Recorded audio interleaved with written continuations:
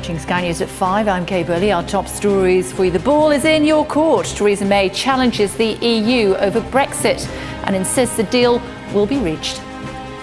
By approaching these negotiations in a constructive way, in a spirit of friendship and cooperation, and with our sights firmly set on the future, I believe we can prove the doomsayers wrong. Hollywood stars break their silence as Harvey Weinstein is sacked from the company he founded over sexual harassment claims. Protest or publicity stunt? The president and his men wade into the NFL row. Also, British defence company BAE Systems to announce more than 1,000 job cuts this week. In a lather over Dove, it's pulling its body wash ad and says sorry over claims of racism again. Why the old pound will be around for longer than planned. And the bungling cops forced to apologise for a tasteless tweet about fatalities. Good afternoon, this is Sky News at 5 o'clock. In the last hour, the Prime Minister has told MPs that the ball is in the EU's court as she updated them on the progress of Brexit negotiations. Theresa May has called for the European Union to be flexible in its approach and promised that the UK can get a deal that will prove anti-Brexit doomsayers wrong. With his analysis of what's been said so far, let's go live to Westminster, and our political editor Faisal Islam is standing by for us. Hello to you, Faisal. We did expect you to speak for about 45 minutes. Actually, it was only about 15. Yes, it was a lower key affair than we might have expected. Actually, there was only a one-line whip, which means that the chamber was not as packed as you might have expected for what is such an important announcement, particularly after the conference season that we have had. Some considerable support from the backbenches for Theresa May, but two features I would pull out of that. Essentially, she was reading out chunks of the Florence speech to Parliament so that Parliament is kept informed on developments in the government's approach to Brexit. She used that phrase, the ball's in the EU's court.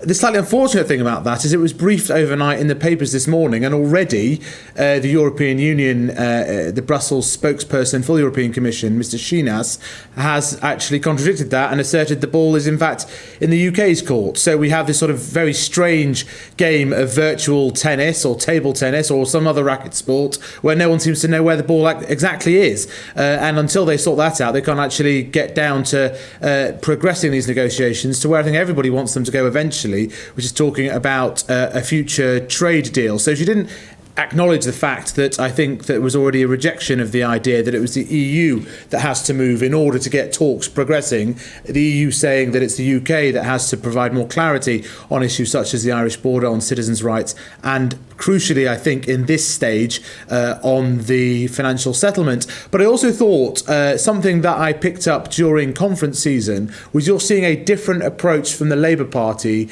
on this Brexit issue. Not so much on Brexit itself, but trying to leverage the perceived competence or lack thereof in the government on Brexit negotiations as a political weapon. I think hitherto they've avoided this. They don't want to be seen to be attacking Brexit. There are a number of Labour voters who voted to leave. They are sensitive to the idea of coming in behind the government and supporting things generally. But I think you're starting to see a departure from that strategy as they see some political gain in pointing out what they see, which is 15 months, I think Jeremy Corbyn said, of wasted time and negotiations in a, quote, mess. So that is an important development politically over the next 3 months, to see that the Labour Party and Jeremy Corbyn will attack the government on what they see as a shambles in the negotiation. That creates some distance, some clear water, and makes things a little bit more complicated. Some Tory MPs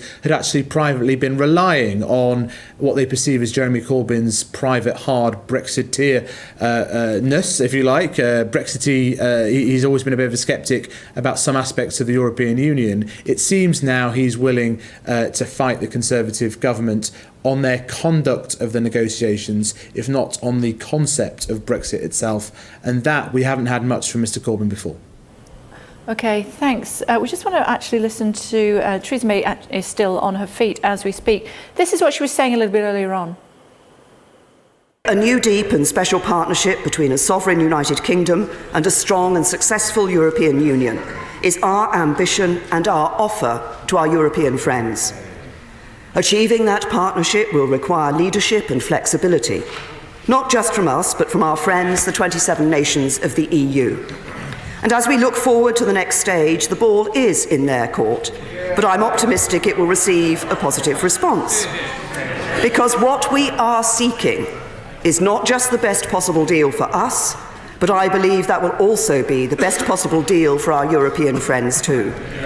So while of course progress will not always be smooth, by approaching these negotiations in a constructive way, in a spirit of friendship and cooperation, and with our sights firmly set on the future, I believe we can prove the doomsayers wrong. Faisal, that's not cutting the mustard with Jeremy Corbyn, though, is it? Who says 15 months on, we're no clearer as to what the future of the country is. Yes, that was exactly. I should just say I've just received some details now of the publication of two white papers, the Trade and Customs white papers, which are very important staging posts in the government's plan. We'll come back to that in a moment. But yes, you are right. The Prime Minister announcing essentially what she announced at Florence to Parliament, but just hear this sort of different tone as regards Brexit from the Leader of the Opposition, Jeremy Corbyn. The Florence speech, in fact, demonstrated the scale of the mess the government is making of these negotiations. 15 months on from the referendum, we're still no clearer what the future of this country will look like. Rather than fighting over their own jobs, the reality is that millions of people's jobs and living standards depend on the success of these negotiations. If this government can't negotiate a deal for Britain, they should make way for a team that can. So, Kay, I have the sort of top lines of this new trade white paper are essentially, it's pretty techie stuff, that they're going to enable the UK to maintain the benefits of the World Trade Organisation's government procurement agreement. That's not one for the front pages, I don't think. To ensure the UK can support developing economies by continuing to give them preferential access, and bring across into UK law existing trade agreements between the EU and non-EU countries. That's really important. We already enjoy access to the likes of Korea and Switzerland via the EU. That is a thorny issue for many commercial outlets that want to maintain existing terms. That requires those other countries to agree. We've had that type of agreement with the likes of Japan. That's for a future agreement. Canada, again, for an agreement that's just been passed. We've also had this customs bill as well published, which essentially sets up a different customs arrangements. The question, though, that we haven't yet got to in the detail of these papers is the preparations for no deal, one of the more interesting elements of all of this, something the PM says she wants to avoid, something that she nonetheless has to plan for. OK, for now, Faisal, thank you. Turn to politics stateside, should we? And the Vice President, Mike Pence, has been accused of a big and expensive PR stunt after leaving an NFL game early when some players refused to stand during the national anthem. Kneeling at NFL games has become a sign of protest against police brutality and racial inequality. San Francisco 49ers player Eric Reid was there. With the information that I have, the last time he's been to a Colts game was 3 years ago. So this looks like a PR stunt to me. He knew our team has had the most players protests. He knew that we were probably going to do it again. And so this is what systemic oppression looks like. A man with power comes to the game, tweets a couple of things out and leaves the game with an attempt to thwart our efforts. Again, based on the information I have, that's the assumption that I make. Let's take you straight to Washington, should we, now? US correspondent Mark Austin. Hello to you, Mark. So there's a lot of allegations against the president again today that Mike Pence was doing his dirty work for him. Yes, well, it has all the hallmarks of a Trump stunt, this. Mike Pence was in Las Vegas, actually, attending a memorial. Then he decided to fly to Indiana for this game, NFL game, yesterday. And he left early after several of the San Francisco 49ers knelt during the national anthem. And then Donald Trump was, well, what he always does, and he's straight on Twitter. And this is what he said. He said, "I asked Vice President Pence to leave the stadium if any players kneeled, disrespecting our country. I am proud of him and Second Lady Karen." He then goes on to say the trip by Vice President Pence was long planned. He is receiving great praise for leaving the game after players showed such disrespect for the country. And the speculation that it's a bit of a stunt has been reinforced by the fact that the press travelling with the Vice President were told, don't bother to go into the stadium because it's quite likely that the Vice President will be leaving early. Now, this has all led to accusations that Donald Trump is using the presidency as some sort of reality TV show where he can manufacture stories and drama at will. He was a past master of that with The Apprentice, if you remember. Also, a serious side to this, people criticising him that if it was a stunt, it cost the taxpayers about $250,000 because that's what it cost to fly in a government plane from Las Vegas to Indiana there and back to LA. But also signs here that it's something of a diversion again. He knows this plays well with his supporters, and he knows he's got real problems like health and Iran and North Korea that he perhaps wants to divert attention away from. And this is another example of that, I think, Kay. OK, thanks.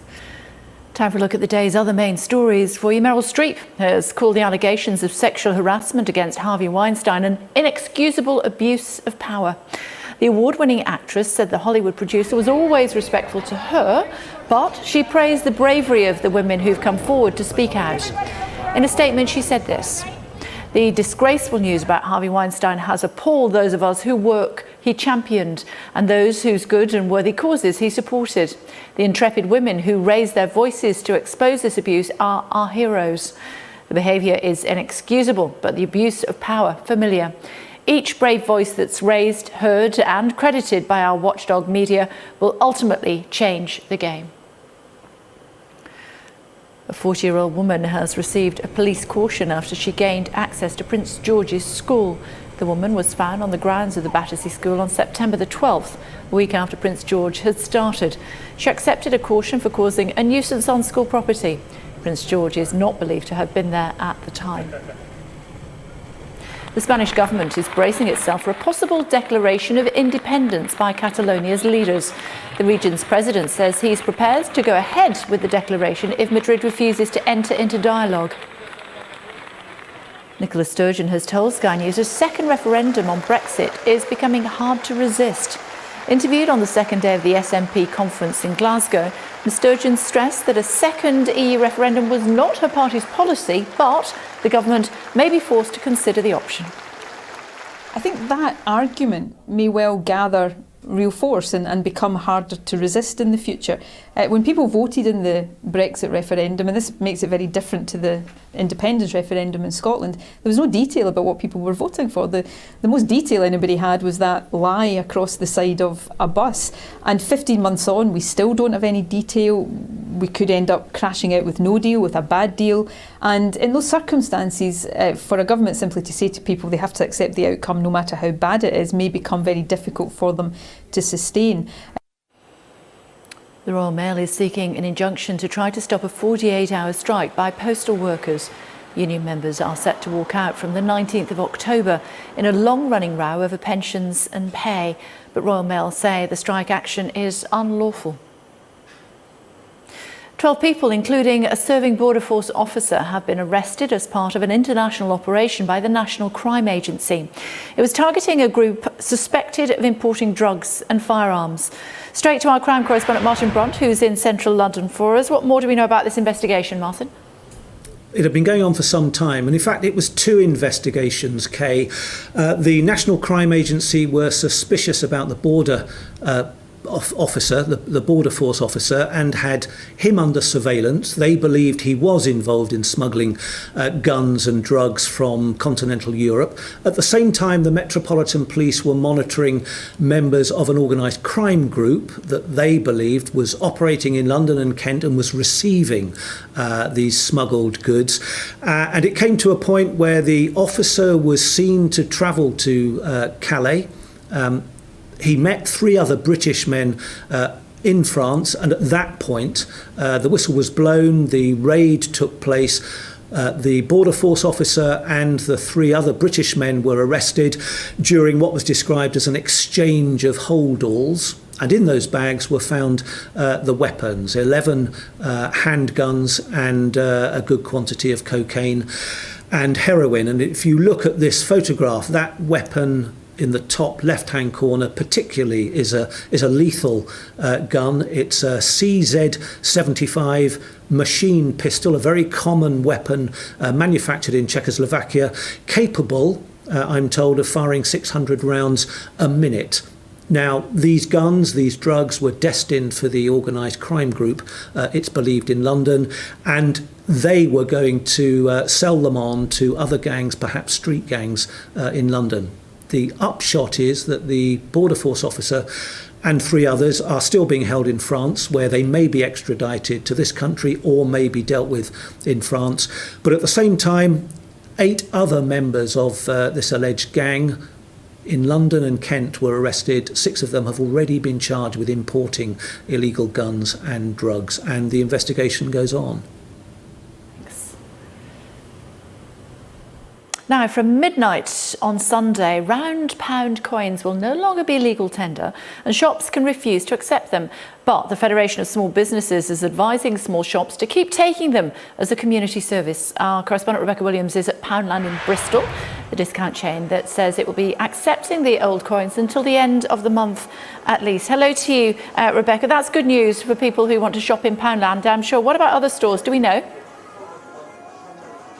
Well, as yet, everyone has to use up these old pound coins by Sunday, so I haven't got long to use this one. Poundland is an exception. Their stores up and down the country have said that they will, as you say, keep using them until the end of the month, so that gives a bit more time. But of course, the old pound coin went back in March. The whole point was it had been around for around 30 years, so there were counterfeits, lots of those being made, and the new one was introduced. Now, like I say, here at Poundland, they will extend this time that people have to use the new pound coins, but they will give the new ones back, if you see what I mean. The Federation for Small Businesses is saying that this changeover period should be extended. They say it's too short, it doesn't give enough flexibility to customers. They say small businesses have changed a lot of their systems so they accept only the new pound coins, but they think it should be a longer changeover period. And indeed, that's what a lot of customers here have told me today. They say they've used machines at the railway stations, parking meter machines, and they still only use the old pound coins. So there's a lot of confusion about what should happen. The Royal Mint is urging anyone to get rid of these old pound coins as soon as possible. There are 500 million still in circulation, but like you say, the cut-off for using them in shops is Sunday at the moment. We haven't had any response yet from the government as to whether that will be extended, but certainly the Federation for Small Businesses says it should be. OK, for now, thank you. Still to come, Prince Harry leads the call to change attitudes to mental health in the armed forces.